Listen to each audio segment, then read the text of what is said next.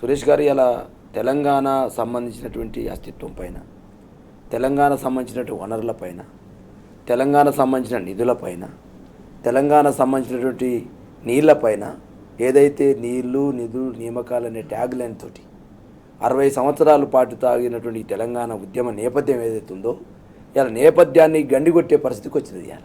ఇలా నీళ్లను దోసుకునే పరిస్థితి, నిధులను పక్క రాష్ట్రాలకు పంపించే పరిస్థితి, అదేవిధంగా నియామకాలు చేయకుండా ఇలా తెలంగాణ యువతను నిరుద్యోగులను నిండా ముంచే పరిస్థితి అలా ఈ 30 నెలల రేవంత్ రెడ్డి పాలనలో కనపడతా ఉంది. ఇంతకుముందు వి ప్రకాష్ గారు అన్నట్టు ఇది కాంగ్రెస్ పార్టీ ప్రభుత్వ పాలన కాదు, ఇది తెలుగుదేశంతో కూడినటువంటి కాంగ్రెస్ పార్టీ పరిపాలన. ఇలా అసలు కాంగ్రెస్ నాయకులు కుత అంటూ జీవన్ రెడ్డి లాంటి వాళ్ళు ఇలా బయటకు వచ్చిన సందర్భాన్ని గుర్తు చేస్తూ ఉన్నా, విహెచ్ లాంటి వాళ్ళకు మొండి చేయి చూపిన సందర్భాన్ని గుర్తు చేస్తూ ఉన్నా, జగ్గారెడ్డి లాంటి వాళ్ళను వెలివేసే సందర్భాన్ని గుర్తు చేస్తూ ఉన్నా, అదేవిధంగా కోమరెడ్డి లాంటి వాళ్ళని పక్కన పెట్టే పరిస్థితి సందర్భాన్ని గుర్తు చేస్తూ ఉన్నా.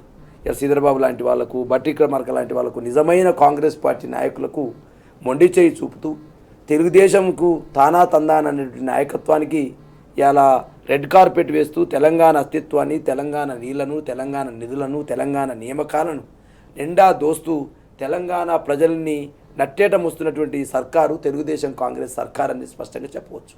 ఇలా ఒకవైపు తెలుగుదేశం పార్టీ సంబంధించిన చంద్రబాబు నాయుడు యొక్క గురుభక్తిని చాటుకోవడం కోసం అనేక కార్యక్రమాలు ఈ ప్రాంతంలో చేస్తూ ఉన్నారు. ఆ క్రమంలోనే ఇలా గోదావరి నీళ్లను దోసుకోవడం కోసం ఏదైతే నల్లమల్ల సాగర్ పేరుతోటి, బనకచర్ల పేరుతోటి ఏదైతే కుట్రలు చేస్తూ ఉన్నారో ఆ కుట్రల్ని మా గౌరవ మాజీ ఇరిగేషన్ శాఖ మంత్రి వర్యులు హరీష్ రావు గారు ఒకవైపు, అదేవిధంగా కేటీఆర్ గారు ఒకవైపు, పెద్ద ఎత్తున కేసీఆర్ గారు కూడా వచ్చి ప్రెస్ మీట్ పెట్టిన సందర్భంలో రేవంత్ రెడ్డి గారు నాలుకే గడుచుకున్న సందర్భాన్ని గుర్తు చేస్తూ ఉన్నా. ఇవాళ ఒకవైపు ఏదైతే పాలమూరు రంగారెడ్డి పేరుతోటి సుమారు 3 ఉమ్మడి జిల్లాలకు సాయం అందుతున్నటువంటి రైతాంగానికి ఒక ఆదేరుగా ఉన్నటువంటి పాలమూరు రంగారెడ్డి ప్రాజెక్ట్ ఏదైతే ఉందో సుమారు 90% పూర్తి చేయబడి 10% పూర్తి చేస్తే ఇవాళ తెలంగాణ రైతుల కళ్ళల్లో ఆనందాన్ని చూడవచ్చు. పాలమూరు కావచ్చు, ఉమ్మడి నల్గొండ జిల్లా కావచ్చు, అదేవిధంగా రంగారెడ్డి జిల్లాల రైతాంగాన్ని నీరందించే పరిస్థితి ఉన్నది. ఇవాళ 30 నెలలుగా ఒక పని కాదు కదా, ఒక చిన్న తట్టెడు మట్టి కూడా తొయ్యని పరిస్థితి ఉన్నది. ఎప్పుడైతే పాలమూరు సంబంధించినటువంటి మా జిల్లా నేతలు ఒకవైపు నిరంజన్ రెడ్డి గారు వారు వ్యవసాయ శాఖ మంత్రిగా పనిచేశారు, ఒకవైపు శ్రీనివాస్ గౌడ్ గారు, పాలమూరు రంగారెడ్డి జిల్లా సంబంధించినటువంటి మాజీ ఎమ్మెల్యేలు అందరూ కూడా, పీఆర్ఎస్ పార్టీ నాయకత్వం అంతా కూడా ఒకవైపు కదిలి దీనిపైన పెద్ద ఎత్తున మేము పాదయాత్ర చేయబోతా ఉన్నాం, పెద్ద ఎత్తున ప్రజల్ని కదిలించబోతామని చెప్పేసి ఎప్పుడైతే పాలమూరు జిల్లా నేతలు కేసీఆర్ గారి మార్గదర్శకంలో, కేటీఆర్ గారి నాయకత్వంలో ఎప్పుడైతే సమావేశాన్ని పెట్టి మేము వెళ్ళబోతున్నామని చెప్పేసి ఇప్పుడు అనగానే రేవంత్ రెడ్డి గారికి గుండెల్లో రైలు పరిగెత్తి ఇలా పాలమూరు రంగారెడ్డి దగ్గరికి వెళ్ళారు. వెళ్ళి ఏం చేశారు, ఏం మాట్లాడుతూ ఉన్నారు, బేరేజ్ వేసుకుంటాం కేసీఆర్ గారి పరిపాలనకు రేవంత్ రెడ్డి పరిపాలనకు అని చెప్పేసి మాట్లాడుతూ ఉన్నాడు. వేసుకోవచ్చు బేరేజ్. ఆ రోజు కేసీఆర్ గారు తెలంగాణ నీళ్ళని ఎట్లా ఒడేసి పట్టుకోవాలి, కాళేశ్వరం అనేటువంటి ఒక అద్భుతమైన ప్రాజెక్ట్ ఎట్లా కట్టాలనే ప్రయత్నం చేసినారు. అదేవిధంగా కృష్ణా నీళ్ళని ఎట్లా ఒడేసి పట్టుకోవాలి, భీమా సంబంధించినటువంటి కావచ్చు, తుంగభద్ర సంబంధించిన కావచ్చు, ఈ నదుల ద్వారా వచ్చే నీళ్ళని ఎట్లా ఒడేసి పట్టుకొని పాలమూరు, రంగారెడ్డి, అదేవిధంగా నల్గొండ జిల్లాకి ఎట్లా రైతాంగాన్ని నీళ్ళు ఇవ్వాలని ఆలోచన చేసింది కేసీఆర్ గారు. ఇవాళ బేరేజ్ వేసుకోవచ్చు. చంద్రబాబు నాయుడు గారికి ఎట్లా ఎన్ఓసి తీసుకొచ్చేసి ఏదైతే బనకచర్ల ప్రాజెక్టుని, నల్లమల్ల రిజర్వాయర్ ఏదైతే నల్లమల్ల సాగర్ సంబంధించిన రిజర్వాయర్ సంబంధించిన ప్రాజెక్టుని, ఏ విధంగా గోదావరి నీళ్లను, కృష్ణా నీళ్ళను ఏ విధంగా చంద్రబాబు నాయుడు కాళ్ళ దగ్గర ఎట్లా పెట్టవచ్చో ఇవాళ మనం అర్థం చేసుకోవచ్చు.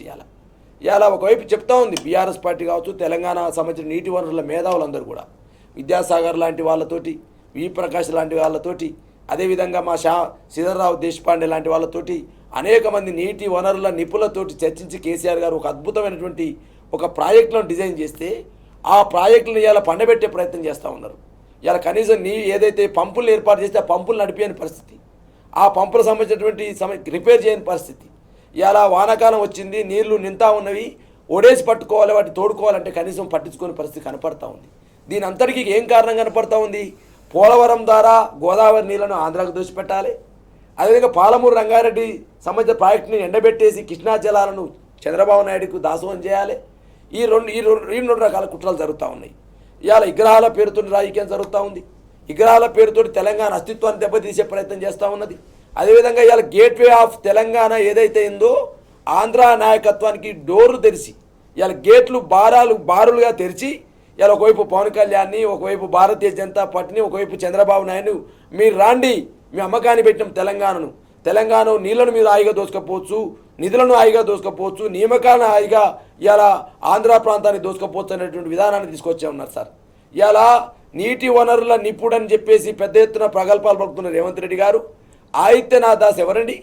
ఆంధ్ర ప్రాంతంలో ఇరిగేషన్ సంబంధించినటువంటి ప్రిన్సిపల్ సెక్రటరీగా పనిచేశారు, ఆంధ్రప్రదేశ్కు సిఎస్గా పనిచేశారు.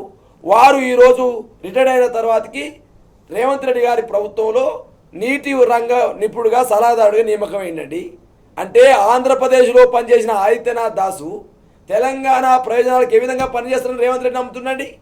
ఇలా ఆంజనేయ రెడ్డి లాంటి వాళ్ళు, ఆదిత్యనాథ్ దాస్ లాంటి వాళ్ళు అనేక మంది ఆంధ్ర ప్రాంతం సంబంధించినటువంటి అధికారులను తీసుకొచ్చేసి తెలంగాణలో పెట్టి తెలంగాణ అస్తిత్వాన్ని, తెలంగాణ నీళ్లను ఇలా చంద్రబాబు నాయుడు యొక్క పాదాల చెంతకు చేసే ప్రయత్నం చేస్తూ ఉంటే ఇవాళ తెలంగాణ మేధావులు, తెలంగాణ నీటి వనరుల నిపుణులు ఒకవైపు ఆందోళన చెందుతూ ఉంటే ఈ ప్రాంతంలో కోదండరామరెడ్డి ఏం మాట్లాడండి?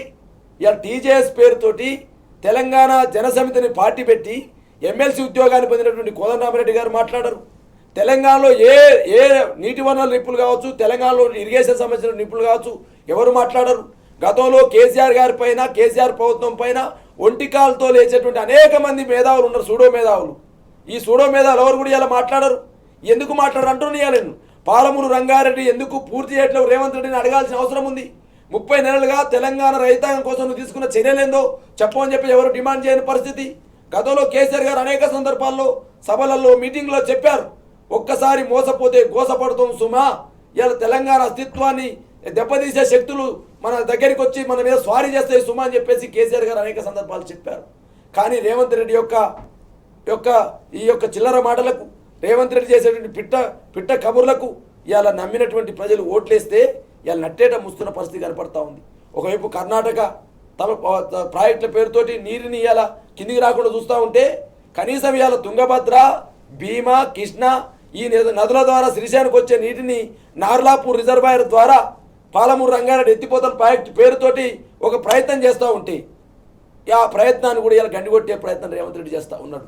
45 టీఎంసీలకు సంబంధించి గోదావరి జలాలను ఏదైతే పోలవరం పేరుతోటి ఏదైతే ఆంధ్రప్రదేశ్ ప్రభుత్వం వాడుకుంటా ఉందో ఆ జలాలను మా కృష్ణా జలాల్లో మాకు వాడుకోవాలని చెప్పేసి పెద్ద ఎత్తున ఆ రోజు కేసీఆర్ గారి నాయకత్వంలో ప్రయత్నం చేస్తే ఆ 45 టీఎంసీలు వద్దని చెప్పేసి ఇలా కేంద్రప్రభుత్వం లేఖ రాసిన సందర్భాన్ని గుర్తు చేస్తున్న కాంగ్రెస్ పార్టీ మంత్రులు ఈ రాష్ట్రంలో 45 టీఎంసీలు మాకు అవసరం లేదు, ఓన్లీ 45 టీఎంసీలే కావాలని చెప్పి లేఖలు రాసే పరిస్థితి కనపడతా ఉంది.